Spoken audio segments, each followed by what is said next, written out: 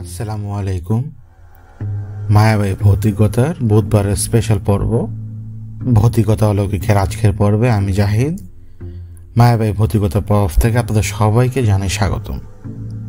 আশা করি আপনারা সবাই ভালো আছেন, সুস্থ আছেন। বরাবরের মতোই আমরা বুধবার ভৌতিকতা অলৌকিকে একটি নতুন গল্প নিয়ে আজকে আপনাদের সামনে হাজির হলাম। আজকে আপনারা শুনতে পাবেন মোহাম্মদ আলমগীর তৈমুর স্যারের লেখা বজ্রযোগীর প্রত্যাবর্তন গল্পটির প্রথম পর্ব। এই গল্পটি বড় হওয়ার কারণে আমাদেরকে দুভাগে ভাগ করে আজকে প্রথম পর্বটি প্রচার করতে হচ্ছে। ইনশাল্লাহ আগামী বুধবার এই গল্পটির শেষ পর্বটি আপনারা পেয়ে যাবেন। এর আগেও আমরা মোহাম্মদ আলমগীর তৈমুর স্যারের লেখা বেশ কয়েকটি গল্প আমাদের মায়াবাই ভৌতিকতা চ্যানেলে আপলোড করেছি, আপনারা চাইলে সেগুলো শুনে দেখতে পারেন। তাহলে চলুন শুরু করা যাক আজকের পর্বের গল্প বজ্রযোগীর প্রত্যাবর্তন।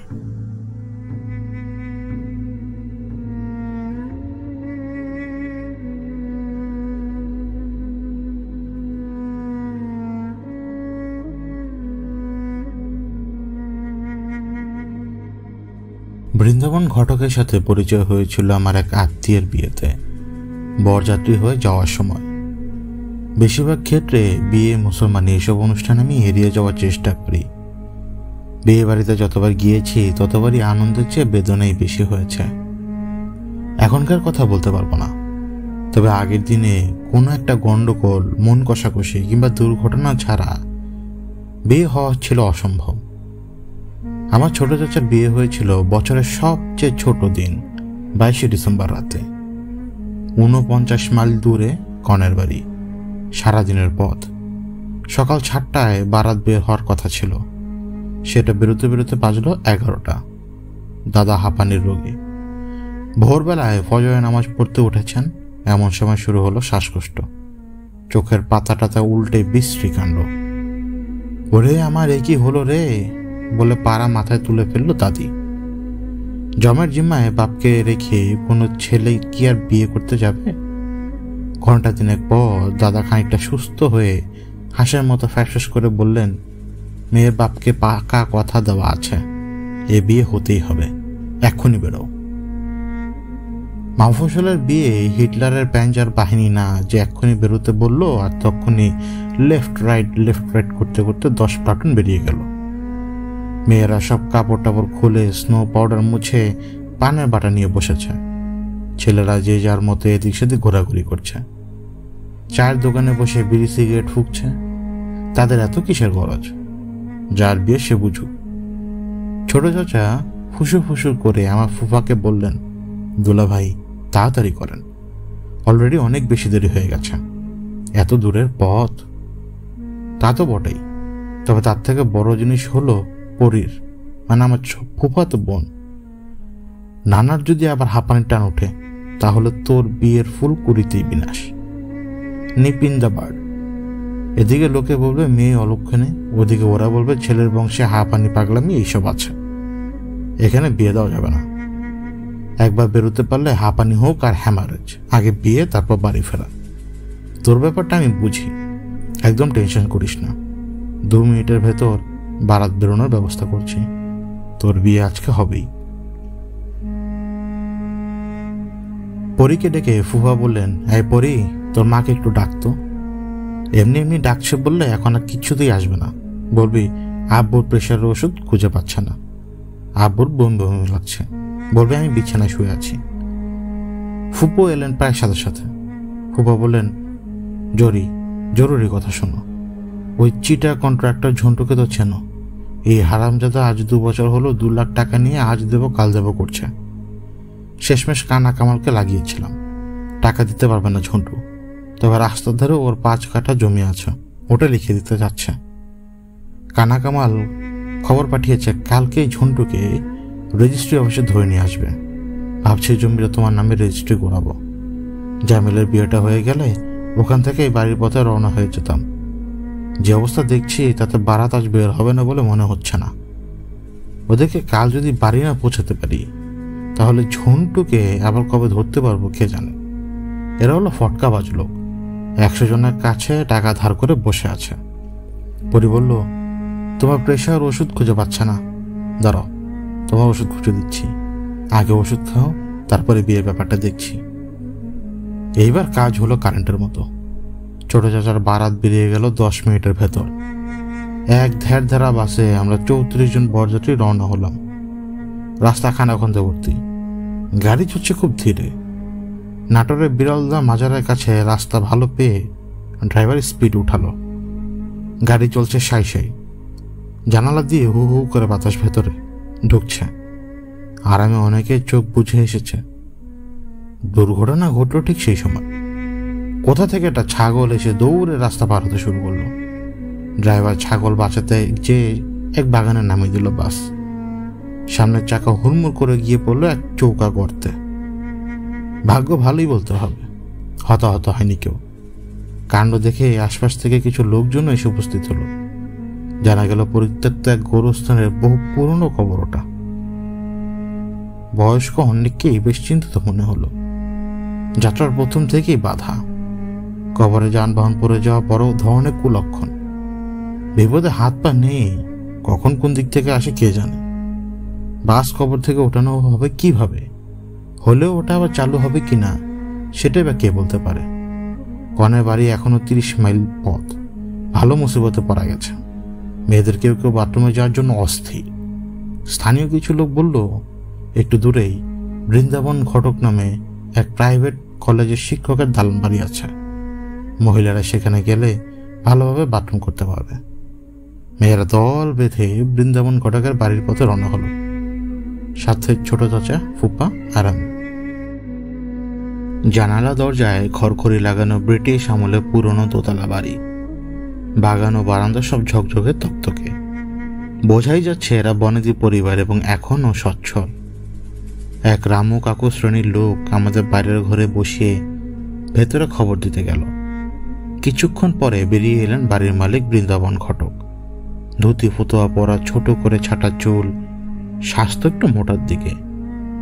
তিনি আমাদের চা নাস্তা তো খাওয়ালেনি, সেই সঙ্গে একটা গাড়িরও ব্যবস্থা করে ফেললেন। ভদ্রলোক আমাদের 3 জনকে নিয়ে চা খেলেন তার পড়ার ঘরে। লক্ষ্য করলাম কামরার আলমারিতে সাজানো অদ্ভুত দর্শন সেকেলের সব জিনিস।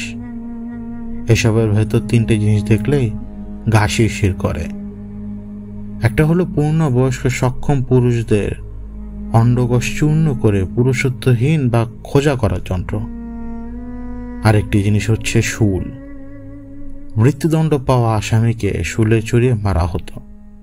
কাঠের মোটা পাটাতনের সাথে 90 ডিগ্রি অ্যাঙ্গেলে শক্ত করে বসানো তীক্ষ্ণ মাথাওয়ালা 3.5 ফুট লম্বা লোহার প্রায় 3 ইঞ্চি মোটা একটা রড। রডে ভালো করে ঘি, তেল, কলা মাখিয়ে আসামিকে তার উপর বসিয়ে দেওয়া হতো। রডের চোখা মাথা আসামির গুহদ্বার দিয়ে ঢুকে গলা, মুখ কিংবা চোখের ভেতর দিয়ে বেরিয়ে যেত। অত্যন্ত যন্ত্রণাদায়ক বিভৎস মৃত্যু। এর তুলনায় ফাঁসি অনেক আরামদায়ক। 3 নম্বর হলো ছোট লম্বাটে একটা কোদাল। কোদালের আকৃতি এবং গঠনই বলে দিচ্ছে ওটা মাটি কোপানো সাধারণ কোদাল না। খুব কৌতূহল হলো। বৃন্দাবন ঘটককে জিজ্ঞেস করলাম, এটা তো মনে হচ্ছে কোদাল, ঠিক না? জি, কোদালই বটে, তবে সাধারণ কোদাল না। কিছু লোকের কথা বলার সময় নাটকীয়তা খুব পছন্দ করে। বৃন্দাবন ঘটককে সেই গোটের লোক বলে মনে হলো। বললাম, বাবু বিষয়টা একটু খুলে বলেন না। ওটা ঠকিদের কোদাল। ঠকিরা মনে করত মন্ত্রপুত কোদাল শক্তির উৎস। একটা দলের কাছে কোদাল থাকতো একটাই। জানেন তো, এক একটা দলে কোনো কোনো সময় 300-400 ঠগিও থাকতো। বিশাল সব কাফেলা। মানুষ শিকারের নেশায় পথে চলছে মাসের পর মাস। এদের হাতে পুরো ভারতবর্ষে প্রতি বছর খুন হতো প্রায় 50,000 পথিক। চমকে ওঠার মতো ফিগার বটে, তবে নির্ভেজাল এবং সত্যি। কোদাল বানাতেও অনেক তন্ত্রমন্ত্র, পুজো পাঠ, নররক্ত, পশু বলির দরকার হতো। সময়ও লাগতো প্রচুর। তবে একবার বানানো হয়ে গেলে কোদালের থাকতো অলৌকিক ক্ষমতা। এই কোদালকে কুয়োর ভেতর ফেলে দিলে ওটা একাই উঠে আসতো। যাত্রা শুরুর আগে কোদাল মাটিতে ফেলে ঠগিরা জেনে নিত কোন পথে যেতে হবে, কোন পথে পাওয়া যাবে ধনী পথিক, পথে চলতি বণিক কিংবা রাজকর্মচারী অথবা তাদের পরিবার। ঠগিদের মতন নিষ্ঠুর এবং নিপুণ খুনির দল পৃথিবীতে বিরল। এটি আমার কথা নয়, ইংরেজ ঐতিহাসিকদের কথা। ঠগিরা ছিল আমাদের মতোই ঘর সংসারী, নিপাট ভদ্রলোক, কিন্তু ছদ্মবেশী এবং নিষ্ঠুরতম খুনি। যে কোনো রকম রক্তপাত ঠগিদের জন্য ছিল সম্পূর্ণ নিষিদ্ধ। এরা নরহত্যা করতে গলায় ফাঁস লাগিয়ে, এরপর যেভাবে লাশ গুম করত সেটা শিল্পের পর্যায়ে পড়ে। তারা দেখিয়ে না দিলে কোনোভাবে সেই লাশ খুঁজে পাওয়া সম্ভব ছিল না। মেয়ে, পুরুষ, শিশু, বৃদ্ধ, এদের কাছে সবই সমান। খুনের পর সামান্যতম অনুশোচনাও কখনো অনুভব করেনি ঠগিরা। কোদাল হারিয়ে ফেললে, অর্থাৎ কোদাল নিচ থেকে চলে গেলে ঠগিদের মন ভেঙে যেত। অনেক সময় ভেঙে যেত দলও। বাড়ি ফিরে যতক্ষণ না সর্দার আরেকটি কোদাল তৈরি করতে পারছে, ততক্ষণ খুনোখুনির প্রায় সব কাজ বন্ধ। প্রশ্ন করলাম, এত দুষ্প্রাপ্য জিনিস আপনি পেলেন কিভাবে? উত্তর এলো, ও কথা নাই বা শুনলেন। হালকা হেসে কথাটি বলেছিলেন বৃন্দাবন ঘটক।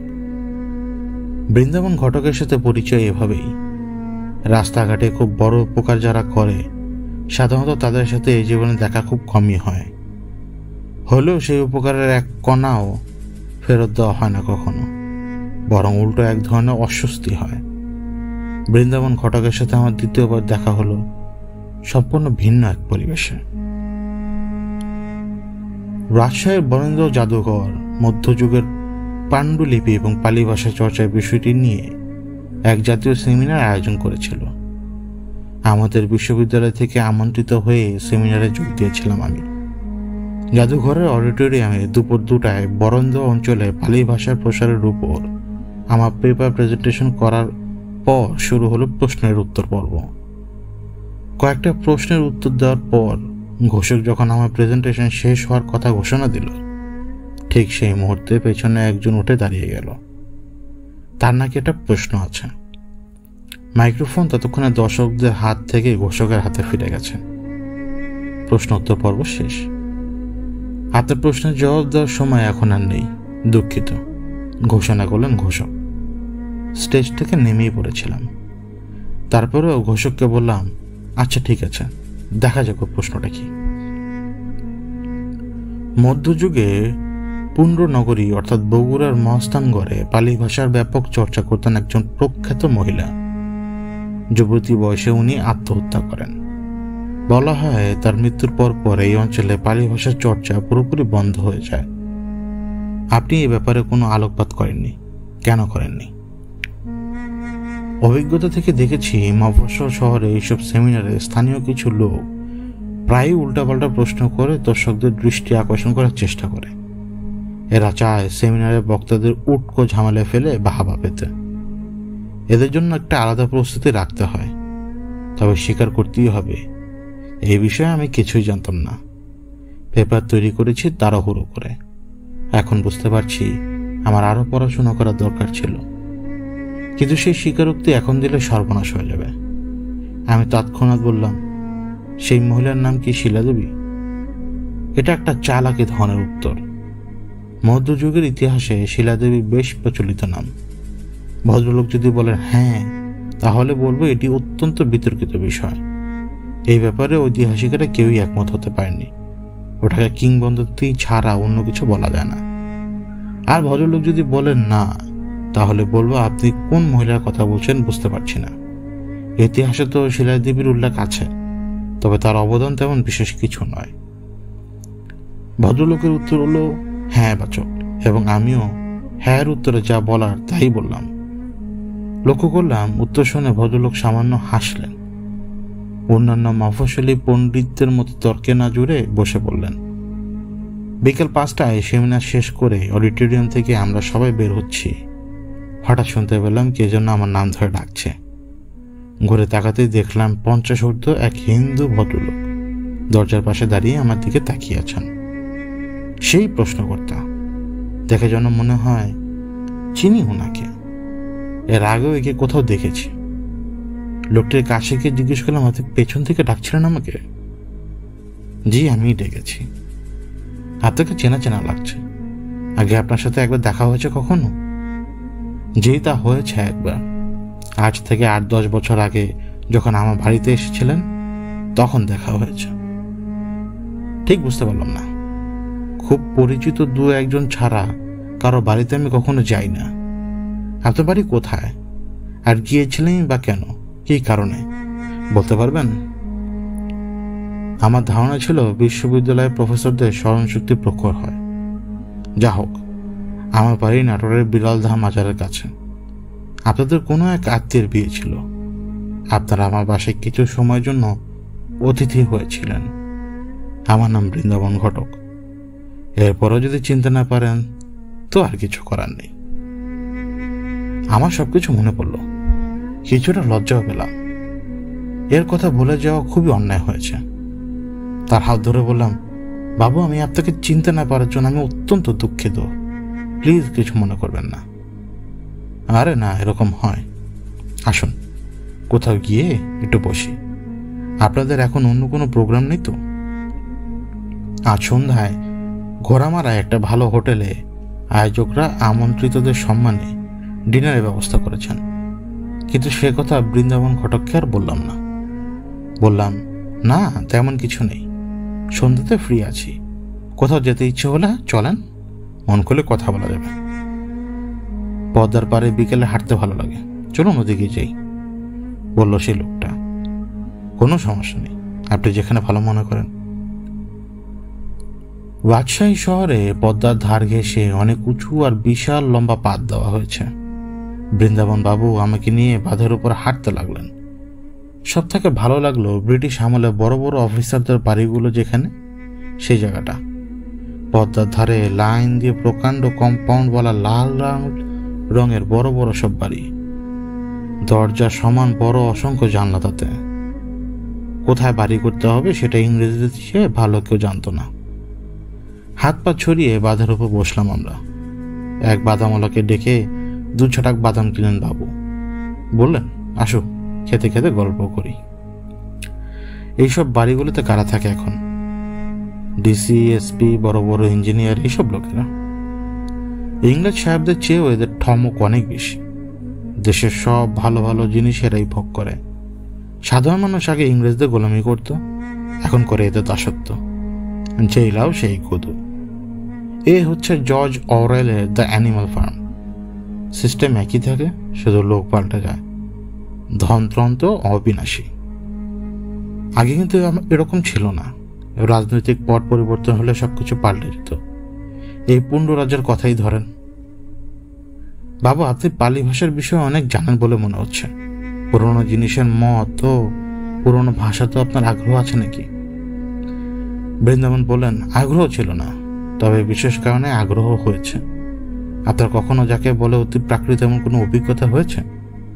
উত্তর দিলাম, জি না। আমি মানুষ হয়েছি শহরে। আমার ধারণা অতি প্রাকৃত ঘটনা শহরের চেয়ে গ্রামে বেশি ঘটে। প্রাকৃত অপ্রাকৃত কোনো ঘটনা নিয়ে শহরের মানুষের মাথা ঘামানোর সময় নেই। যান্ত্রিকতা এবং ভৌতিকতা 2 মেরুর জিনিস। বৃন্দাবন বললেন, এই কথা ঠিক না। শহরেও অতি প্রাকৃত ঘটনা ঘটে, তবে সেটা জানাজানি হয় কম। যা হোক, আমার জীবনে একটা ঘটনা আপনাকে বলি, একদম সত্যি ঘটনা। তখন জানুয়ারির শেষ। আমি বিরলদা হাই স্কুলে মাত্র ক্লাস 6-এ উঠেছি। স্কুল থেকে সিদ্ধান্ত হলো সে বছর বার্ষিক পিকনিক হবে নাটোরের রানী ভবানীর প্রাসাদে। চাল ডাল মশলা, ছাগল, তেল, হাঁড়ি পাতিল, থাল বাটি এসব নিয়ে শিক্ষক, ছাত্র, কেরানি, পিয়ন ঠাসাঠাসি করে 2টা বাসে রওনা হলো। ভোরে বাস ছাড়ার পর সবাইকে কাগজের ঠোঙায় দেওয়া হলো মুড়ি ও পাটালি গুড়ের নাস্তা। সে যুগে বোতলে পানি ছিল না। 1 জগ পানি সবটাই সারারা খেলেন। আমরা এক বুক তৃষ্ণা নিয়ে বসে থাকলাম কখন রানী ভবনের প্রাসাদে পৌঁছব, সেই আশায়। প্রাসাদে পৌঁছে টিউবওয়েল থেকে পেট ভরে পানি খেলাম সবাই। তারপর ঘটল বিপত্তি। ভোরে উঠে অনেকেই বাথরুম করার সময় পায়নি। দেখা গেল ওই কাজ এখন সমাধান না করলেই নয়। এত বাথরুম তো সেখানে নেই, ঝোপঝাড়ি ভরসা। আমি যেখানেই যাই সেখানেই কেউ না কেউ বসে পেট খালি করছে। হাঁটতে হাঁটতে চলে গেলাম কম্পাউন্ডের সর্বদক্ষিণে। চারদিকে আম কাঁঠালের বাগান, এরই আড়ালে যুবথুবু হয়ে দাঁড়িয়ে আছে 3 দিকে টানা বারান্দাওয়ালা মন্দির ধরনের প্রাচীন এক দালান। ছাদ ধসে পড়েছে, কয়েকটা থামে ভর দিয়ে দেওয়াল তখনও খাড়া হয়ে আছে বটে, তবে ওগুলো ছেয়ে গেছে বট আর অশ্বত্থ গাছের শেকড়ে। লাল রঙের মেঝে এখনো যথেষ্ট উঁচু। একটাই ঘর, তবে ভেতরে ঢোকার পর 3টে। দেয়ালের সাথে ফিট করা লোহার ক্ল্যাম্প দেখে বোঝা যায় আগে ওগুলোতে দরজা ছিল। ফেটে চৌচির সিঁড়ি বেয়ে উঠে ভেতরে উকি দিলাম। ঘরের মেঝে গাছের মরা পাতা, ভাঙা ইটের টুকরো ও ধুলাবালিতে বোঝাই। হঠাৎ চোখের কোণে পড়ল লাল সাদা পাথরের মেঝের এক কোণে কালো রঙের স্বস্তিকা আঁকা। স্বস্তিকা 4 বাহুতে থেবড়ে বসে আছে। হিন্দু ধর্মের 4 প্রধান দেবদেবী। এদের 4 জনের মাথার উপর 4 পা রেখে দাঁড়িয়ে আছে এক গাভী। তার পিঠের উপর কৃষ্ণের কাটা মাথা হাতে বসে আছে মহিষাসুর। পুরো চিত্রটা 6 কোণা একটা লাল তারার ভেতর আঁকা। হঠাৎ ওই বৃত্তটা থেকে বাতাসে ছোট্ট একটা ঘূর্ণি তৈরি হলো। শুকনো পাতা, ধুলোবালি, পাখির পালক ঘুরপাক খেতে লাগলো ঘূর্ণির ভেতরে। আস্তে আস্তে একটি মানুষের আকৃতি পেল ঘূর্ণিটা। লাল জন্ম সর্বস্ব এক বুড়ো, গায়ে কোনো কাপড় চোপড় নেই, মাথায় জট পাকানো চুল, নীলচে লম্বা দাড়ি, হলদেটে চামড়া। দেখলাম সম্পূর্ণ নগ্ন ওই বুড়ো এক দৃষ্টিতে তাকিয়ে আছে আমার দিকে। বুড়ো দৃষ্টি থেকে চোখ ফেরাতে পারছি না। এক ঘোর লাগা অবস্থা। বারান্দা পেরিয়ে পায়ে পায়ে এগিয়ে যেতে লাগলাম দরজার দিকে। যেতেই হবে ওই ন্যাংটো বুড়োর কাছে। চৌকাঠ পেরিয়ে ঘরের ভেতর পা রাখবো, এমন সময় মেয়েলি গলায় পেছন থেকে কে যেন ডাকলো আমাকে। ঘোর কেটে গেল তৎক্ষণাৎ। ঝট করে পেছনে তাকালাম, কোথাও কেউ নেই। দূরে শিমুল গাছের ডালে বসে আছে ঘুঘু ডাকছে। জীবনে কখনো এত ভয় পাইনি। লাফিয়ে নেমে এলাম বারান্দা থেকে। পেছন ফিরে আর তাকানোর সাহস হয়নি। এক দৌড়ে প্রাসাদের সামনে এসে দেখি জলিল স্যার সবাইকে একটা করে টোস্ট বিস্কুট দিচ্ছেন। এই স্যার সমাজ বিজ্ঞান বাংলা এসব ক্লাস নেন। ইনি ক্লাসে কিছু পড়ান না, শুধু পড়া ধরেন। প্রশ্নের উত্তর দিতে না পারলে পিঠের ছাল চামড়া সব তুলে ফেলেন। একবার বাংলা ক্লাসের দূরের পাল্লা কবিতা, যাকে আমরা বলতাম ছিপখান তিনদার, পুরোটা মুখস্থ বলতে না পারায় আমাকে এত জোরে চড় মারলেন যে 3 দিন ধরে কানের ভেতর ঝিঝি পোকা ডেকে গেল। আমার তখন বুক কাঁপছে।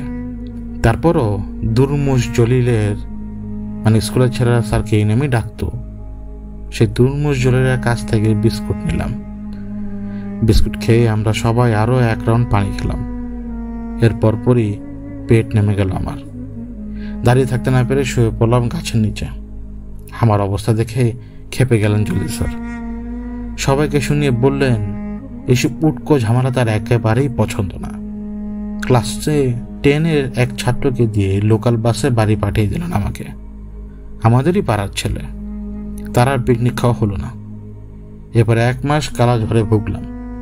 ঘুমোলেই হলদেটে ঝুলঝুলে চামড়ার এক কুৎসিত নগ্ন বুড়োকে দেখতে পেতাম। সন্ধ্যার পর একা বাড়িতে থাকতে ভয় করত।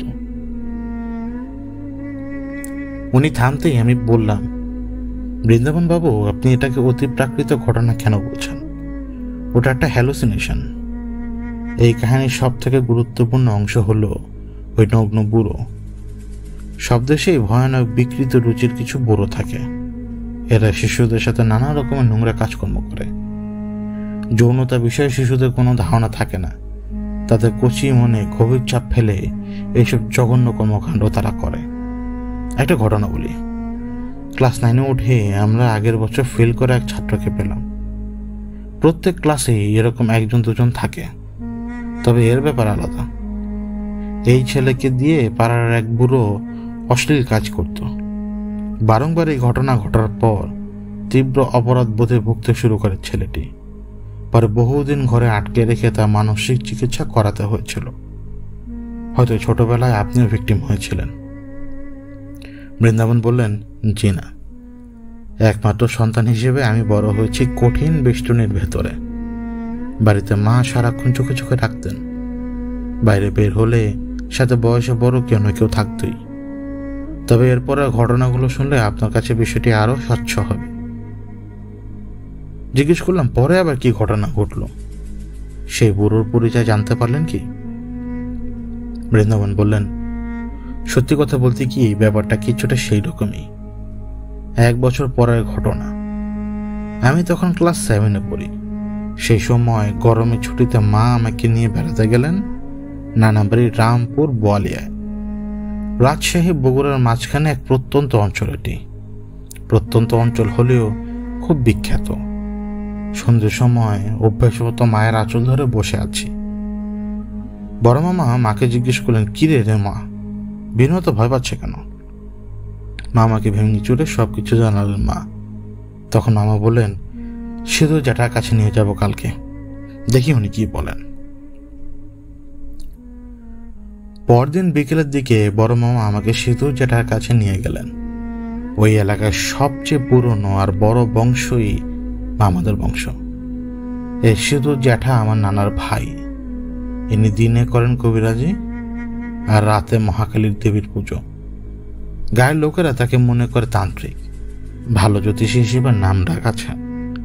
মন্দিরের কাছাকাছি সেবায়তের যে পুরো বাড়ি ছিল, সেই বাড়িরই ভিটের উপর বাড়ি করেছিলেন সিঁদুর জ্যাঠার পরদাদা। সেই বাড়িও বলতে গেলে অনেক আগের। জ্যাঠা বিয়ে শাদী করেননি। তার এক বাল্য বিধবা বোনকে নিয়ে একাই থাকেনি জড়ো ভতর বাড়িটাতে। দেখলাম জ্যাঠা পরনে লাল শাড়ু, লম্বা দাড়ি, কাঁচা পাকা চুল মাথার উপরে চুরো করে বাঁধা, কপালে মাঝখানে রক্ত দিল। রাতে জেগে জেগে চোখ লাল, পোচ পোচ কালি জমেছে চোখের নিচে। সম্পূর্ণ অনুভূতি শূন্য মরা মাছের চোখ। ওগুলোর দিকে তাকালে ধরাস করে ওঠে বুকের ভেতরে। ঘরের দাওয়ায় মাদুরে বসে ঝকঝকে কাঁসার বাটিতে নারকেল কোড়া দিয়ে গুড় মুড়ি খাচ্ছেন সিঁদুর জ্যাঠা। বর্মা আমাকে দেখে বললেন, আরে বনস্পতি যে, তাই দিকে কি মনে করে? জ্যাঠা, এ হলো রমার ছেলে বৃন্দাবন। বিড়ালদা থেকে কালি এখানে এসেছে, ভাবলাম আপনার কাছে নিয়ে আসি, বললেন মামা। সিঁদুর জ্যাঠা তার ইলিশ মাছের চোখ দিয়ে দেখলেন আমাকে, বললেন, আয় মাদুরে বস, দেখি তোর বা হাত। ঠান্ডা নরম হাত দিয়ে আমার বা হাতের তালু মিলে ধরলেন। কিছুক্ষণ পর বললেন, কে ছেলে, রাতে ভয় লাগে? ন্যাংটা বুড়োর কথা মনে পড়ে? মামা কিছু বুঝলেন না, তবে আমার গায়ের লোম দাঁড়িয়ে গেল। এ লোক অন্তর্যামী নাকি? বড় মামাকে কাছে ডেকে বললেন, বনস্পতি, এই দেখ তোর ভাগ্নের হাত দেখ, এর তো তেনার দর্শন হয়ে গেছে রে। আমার জিজ্ঞেস করলেন, কার দর্শন হয়েছে জ্যাঠা? হাতে বা কি দেখলেন? সিঁদুর জ্যাঠা বললেন, তোর ভাগ্নে এই বৃন্দাবন জন্মেছে এক বিশেষ তিথিতে। তুই তো শুধু শিখলি না, সারা জীবন শুধু শেষলামি করলি গোলামির। এর বা হাতের তালুর দিকে চেয়ে দেখ, চন্দ্রের ক্ষেত্র থেকে ওই যে রেখাটা উঠে মঙ্গলের কাছে ধনুকের মতো বাঁক নিয়ে বুধের নিচে গিয়ে থেমে গেছে। অতি বিরল রেখা এটি। জাতকের হাতে এই বিশেষ রেখাটি থাকলে অতীন্দ্রিয় ক্ষমতার অধিকারী হয় সে। বরেন্দ্র সবচেয়ে বড় তান্ত্রিক হল রানী ভবানীর ঠাকুরদা রাজা সূর্য নারায়ণ। বহুকাল আগের কথা, সেই সব তান্ত্রিকের গুরু। এই রেখা তার হাতে ছিল। এরই সাথে দেখা হয়েছে তোর ভাগ্নের, আর সেই থেকেই ভয়ে সিটিয়ে আছে বৃন্দাবন। আমার কাছে যখন এসেই পড়েছে, ভয় ভাঙিয়ে দেওয়ার ব্যবস্থা করছি। পরশু শুক্লপক্ষের নবমী। সারাদিন উপোস করিয়ে রাখবি তোর ভাগ্নেকে। সন্ধ্যায় ওকে স্নান করিয়ে মন্দির নিয়ে আসবি। ভয়কে পেদিয়ে বৃন্দাবন দেখিয়ে দেব। সিঁদুর জ্যাঠা ছিলেন ভয়ানক মুসলমান বিদ্বেষী। যদিও তার রোগী বেশিরভাগই ছিল ওই গোটের লোকেরাই। চড়া ফি আদায় করতেন তাদের কাছ থেকে। লোকে বলতো, যেটা সাক্ষাৎ ধন্তরী। উনি যা দাবি করতেন লোকে তাই দিত তাকে। জ্যাঠার কথা মতো সন্ধ্যের সময় বড় মামা আমাকে মন্দিরে নিয়ে গেলেন। মহাকালী দেবীর মন্দির অনেক পুরনো, বহুকাল আগে বিরাট বড় ছিল। এখন শুধু অজস্র ভাঙা দেয়াল, পিলারের ভেতরে ছোট্ট একটি ঘরেই টিকে আছেন। শুধু জ্যাঠাই কোনো রকমে ওটিকে টিকিয়ে রেখেছেন। মহাকালী দেবীর মূর্তি মন্দিরের যে ঘরটিতে ছিল সেটি বহু আগেই জরাজীর্ণ হয়ে ভেঙে পড়েছে।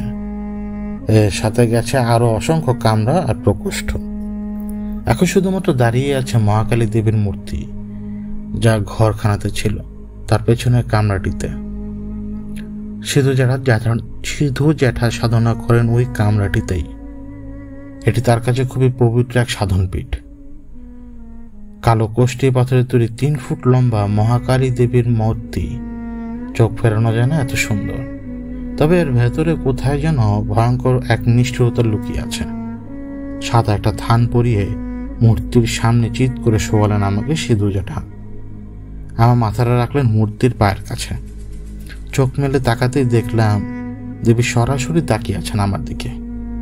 জ্যাঠা বললেন, ভয় পাস নে বৃন্দাবন। চোখ বন্ধ করে খুব আস্তে আস্তে শ্বাস নে, মুখটা একটু হা কর, 2 চামচ ওষুধ খাওয়াবো তোকে। কি ভীষণ তেতো কি একটা খাওয়ালেন জ্যাঠা আমাকে।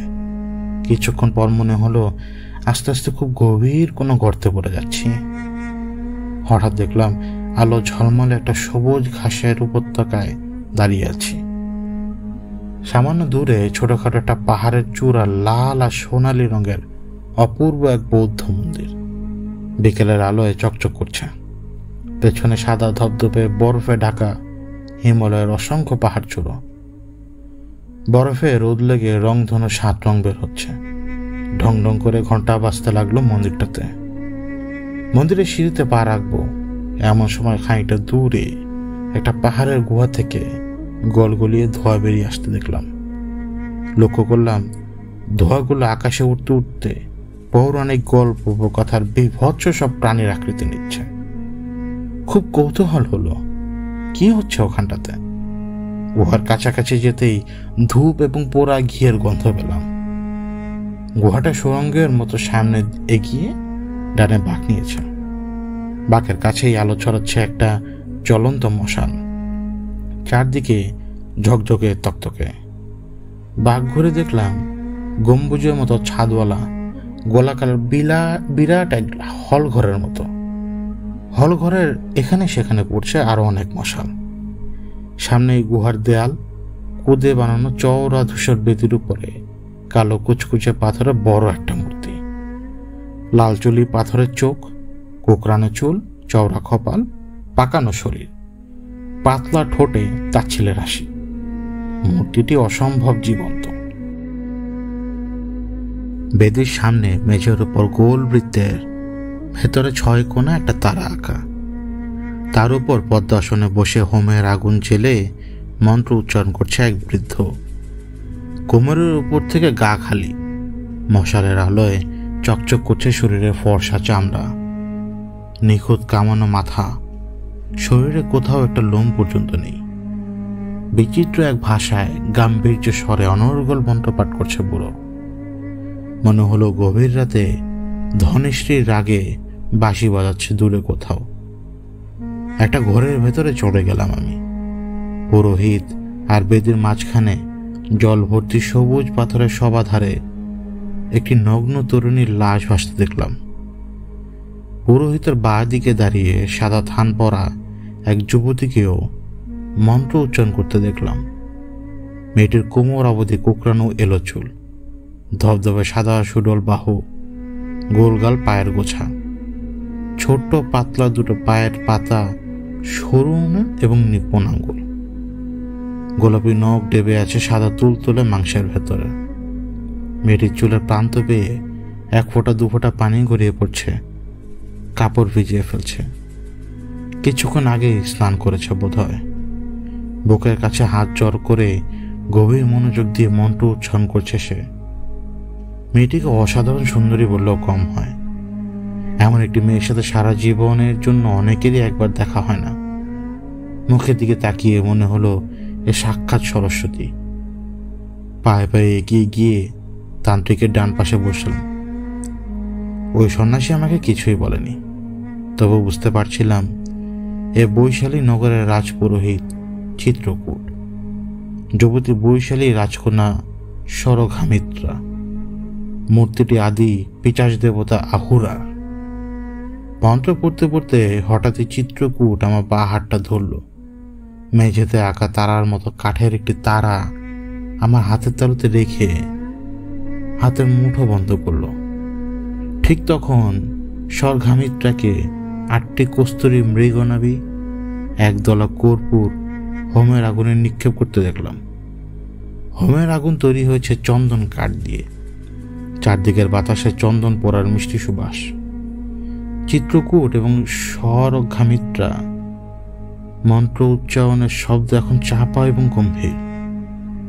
লক্ষ্য করলাম সবুজ সবাধারের ভেতরকার তরুণীর লাশটি শটান দাঁড়িয়ে গেল। পানিতে ভিজে ভিজে ওটা শরীরের চামড়া নীলচে হয়ে গেছে। পেছনের দিকে বেগে গেল লাশের মাথা, খুলে হাঁ হয়ে গেল মুখ। খোলা মুখ থেকে বেরিয়ে ঝলকে ঝলকে বেরোতে লাগলো তীব্র আলোর রশ্মি। গম্বুজ ভেদ করে নক্ষত্র, অনন্ত নক্ষত্র বীতি স্পর্শ করলো সে আলোর শিখা। একই সাথে লাশের শরীর থেকে নীলচে আলোর ঢেউ বেরিয়ে ভাসিয়ে নিয়ে গেল পুরো গুহা। এরই ভেতর দেখলাম জীবন্ত হয়ে উঠেছে আহুরার মূর্তি। আগুন গরম ইস্পাতের মতো জ্বলজ্বল করছে চুনির চোখ। একতাল আধার হয়ে বেদি থেকে নেমে এলো একদল পিচাস দেবতা। বজ্রপাতের গুম গুম শব্দে গুহার দেয়াল কাঁপতে লাগলো থরথর করে। সেই জমাট বাধা অন্ধকারে এগিয়ে এসে চিত্রকূটের দেহ ভেদ করে গম্বুজের চূড়াকে 2 ভাগ করে মিলিয়ে গেল আকাশে। চারদিক থেকে ভেসে এলো কানে তালা ফাটানো হাহা হাহা হাসির শব্দ। তরুণীর লাশ, সবাধারের পানি সব উধাও। 6 কোনা তারাটি মাঝে পড়ে আছে চিত্রকূটের পরিধেয় সাদা কাপড়। অদৃশ্য থেকে কে যেন বলল, ভয় পেও না, এখন থেকে আমাকে সব সময় কাছে পাবে তুমি।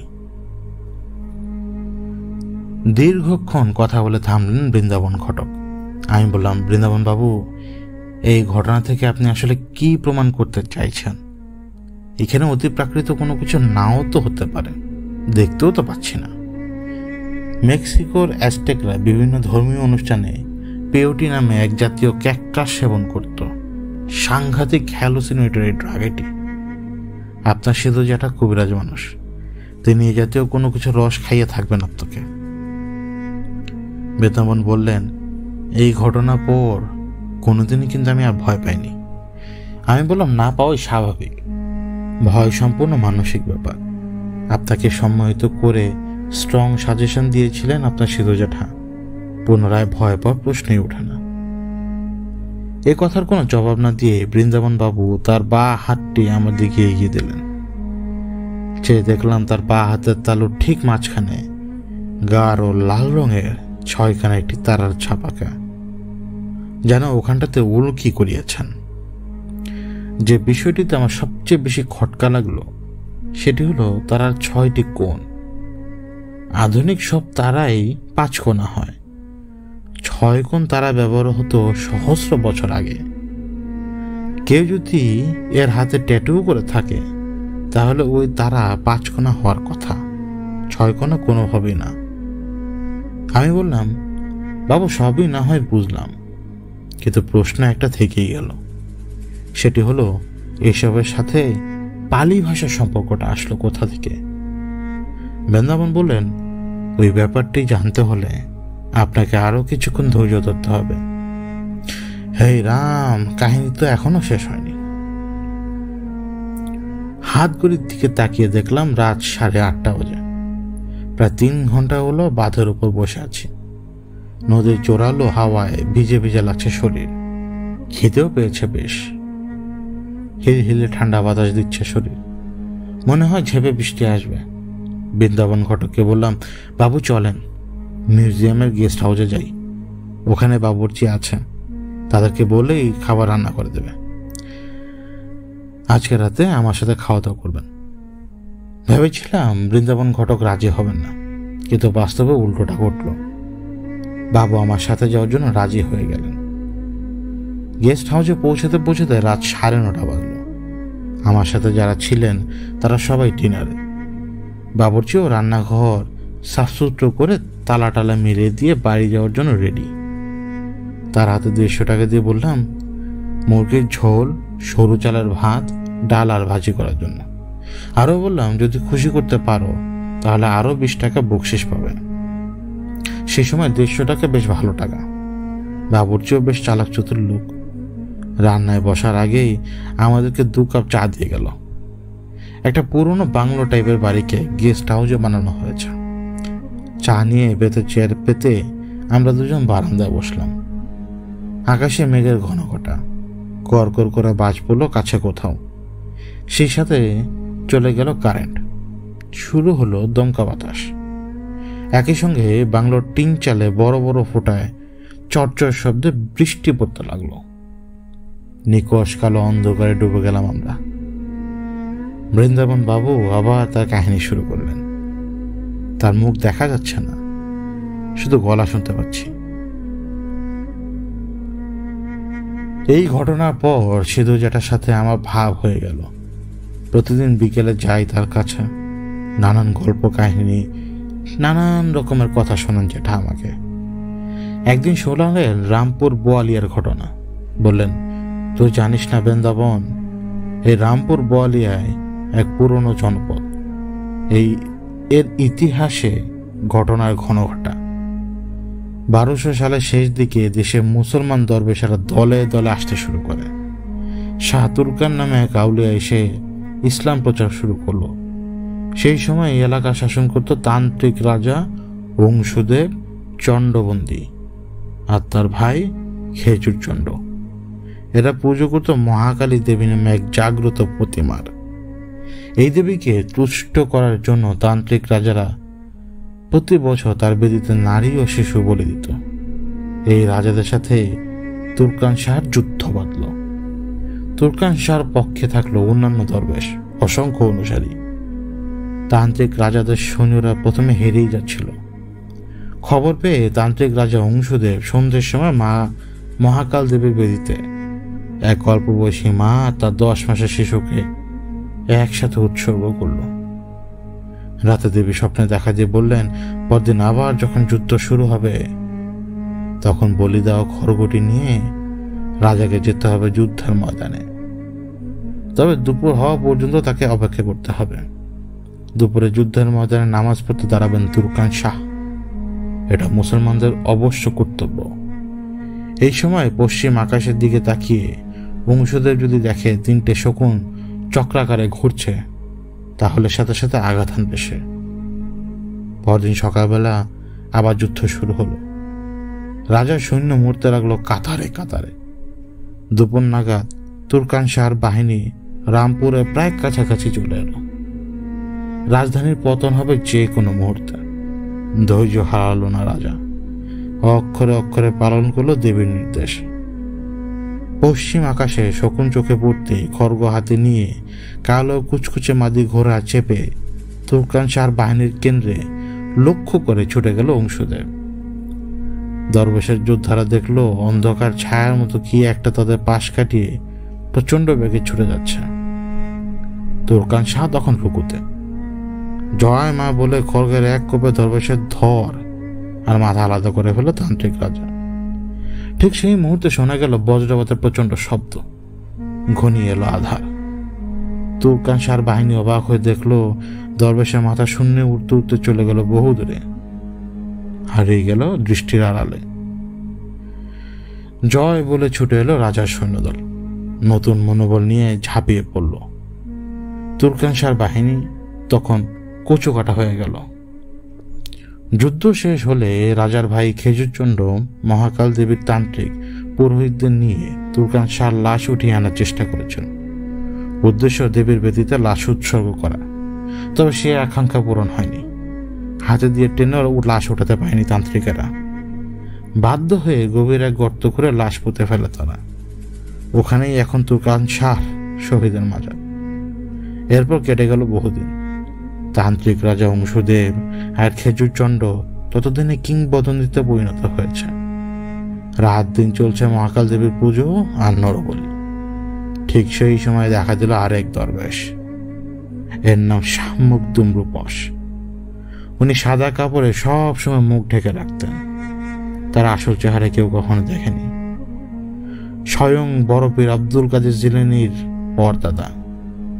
তুরকান শাহ হত্যার প্রতিশোধ নিতে বদ্ধপরিকর শাহ মখদুম অংশুদেব আর খেজুরচন্ডের সাথে তার সংঘর্ষ হয়ে উঠল অনিবার্য। তবে রূপস তুরকান শাহের মতো ভুল করলেন না।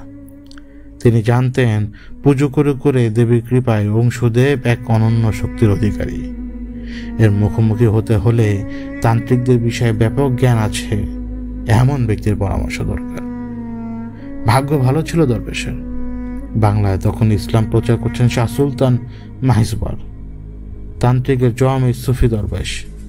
এ নিয়ে দেশে এসেছিলেন পানিপথে মাছের আকারের বড় এক নৌযান নিয়ে।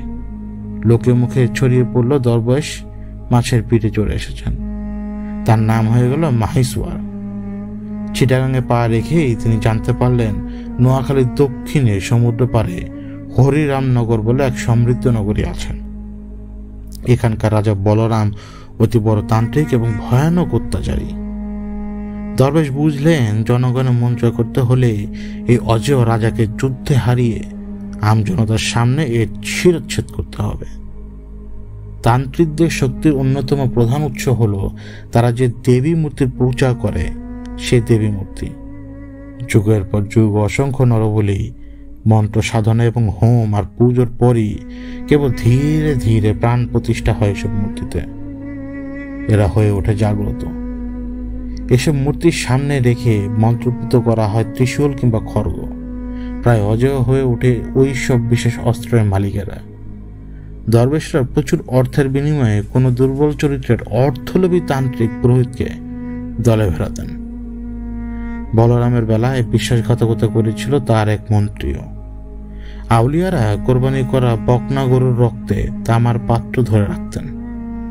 দরবেশদের কথা মতো গো রক্ত দিয়ে দেবীর চরণ ভেজত দল ছোট পুরোহিত। এরপর তারা ওই রক্ত ছিটিয়ে দিত মন্দিরের চারপাশে। মন্ত্রপুত ত্রিশূল বা খড়গ রাখা হতো দেবীর পায়ের কাছে। গো রক্ত মাখিয়ে দেওয়া হতো ওগুলোতেও। এই কাজগুলো সমাধা হওয়ার পরপরই চালানো হতো আক্রমণ। তান্ত্রিক রাজারা যুদ্ধক্ষেত্রে গিয়ে হতভম্ব হয়ে দেখত দেবীর কোনো শক্তি কাজ করছে না আর। মুসলমান যোদ্ধাদের কাছে অসম্পূর্ণ অসহায় তারা। যুদ্ধে পরাজিত রাজা সেনাপতিদের শিরচ্ছেদ করা হতো মন্দিরের সামনে। তান্ত্রিকতার বিনাশ এবং সুফিবাদের সূচনা। শাহ মখদুম রূপস মাহিসওয়ারের পরামর্শে প্রচুর অর্থের বিনিময়ে অংশদেবের প্রধান পুরোহিতের শালক পঞ্চানন পাণ্ডেকে হাত করলেন। অবশ্য এর পেছনে অন্য ঘটনাও আছে। 40 জন স্ত্রীর গর্ভে অংশদেবের 50টা ছেলে মেয়ে জন্মেছিল। এদের মধ্যে এক মেয়ে ছিল অনন্ত সুন্দরী। মেয়েটিকে দেখে হুঁশজ্ঞান হারিয়ে ফেলেছিল পঞ্চানন। প্রেম নিবেদন করে বসে। সাধারণের জন্য রাজার মেয়েকে বিয়ে করা কিংবা তার সাথে প্রেম করা শাস্তি মৃত্যুদণ্ড। তখন প্রধান পুরোহিতের মুখের দিকে তাকিয়ে অংশদেব পঞ্চাননকে সরে চলানো না বটে, তবে তার নাক কান কেটে দিল। প্রতিহিংসায় দ্বিতীয়বার হুঁশ হারালো পঞ্চানন। অংশদেবের ছাড়ে বংশে শেষ না করে সে শান্তি নেবে না। তারপর যা হওয়ার তাই হলো। শাহ মখদুম রূপসের সাথে যুদ্ধে হেরে গর্দান হারালো অংশদেব আর তার ভাই খেজুরচন্ড। রাজার মেয়েটিকে পেতে চেয়েছিল পঞ্চানন, তবে শাহ মখদুম রূপস তাতে রাজি হননি। ঘটনা জানাজানি হয়ে যেতে পারে এই ভয়ে টাকা পয়সা নিয়ে সে পালিয়ে গিয়েছিল বহু দূর কৌশল রাজ্যে। আত্মগোপন করে থাকা রাজার অনুসারী কিছু তান্ত্রিক বিষয়টি আঁচ করতে পেরে এক রাতে প্রধান পুরোহিতের বাড়ি আক্রমণ করে ওটাতে আগুন ধরিয়ে দেয়। বহুদিন ওই ভিটে ছিল পরিত্যক্ত। এর অনেকদিন পর ওখানে আবার বাড়ি তৈরি করে ওই পুরোহিতের বংশধরেরা। ওই পুরোহিতদেরই নাতি নাতির তস্যি নাতি হলো তোদের এই সিধু জ্যাঠা। বুঝলে রে কিছু বৃন্দাবন? সিধু জ্যাঠা নানান ধরনের তত্ত্বকথাও শোনাতেন। একদিন বললেন, বুঝলি বৃন্দাবন, এই জগৎ সংসার হলো ভালো আর মন্দের যুদ্ধক্ষেত্র, শুম্ভ নিশুম্ভের লড়াই। কে ভালো কে মন্দ সেটি নিয়ন্ত্রণ করে নিয়তি। তোর কথাই ধর, যদি ওই বৌদ্ধ মন্দিরে যেতিস, তুই হতি লোকনাথ বাবার মতো বিরাট সাধু। সেখানে না গিয়ে তুই গেলি চিত্রকূটের গুহায়, বদলে গেল তোর নিয়তি। তোর পথ হলো পিচাচ সিদ্ধ তান্ত্রিকের। আমার কথা শোন, এই লাইনে এসেই যখন পড়েছিস তখন ভালো করে তন্ত্রমন্ত্র শেখ। তবে এই জন্য তোকে সবচেয়ে আগে শিখতে হবে পালি। এ হচ্ছে গৌতম বুদ্ধের ভাষা। থিরুরা দাবি করে দুনিয়ায় পালির মতো নিখুঁত কোনো ভাষা নেই। পৃথিবীর সবকিছু বদলে যেতে পারে, শুধু পরিবর্তন হয় না পালির। দেবতা, অবদেবতা, ভগবান, ঈশ্বর কেউই মূর্খের প্রার্থনা পছন্দ করেন না। প্রার্থনা হতে হবে সুমধুর, প্রাঞ্জল, হৃদয়গ্রাহী, যার ভাষা হবে নিখুঁত। জানিস তো, ইউরোপ আমেরিকায় শয়তানের পুজো করতে ল্যাটিন ভাষা ব্যবহার করা হয়। আয়, আজ থেকে তোকে আমি পালি ভাষা শেখাই।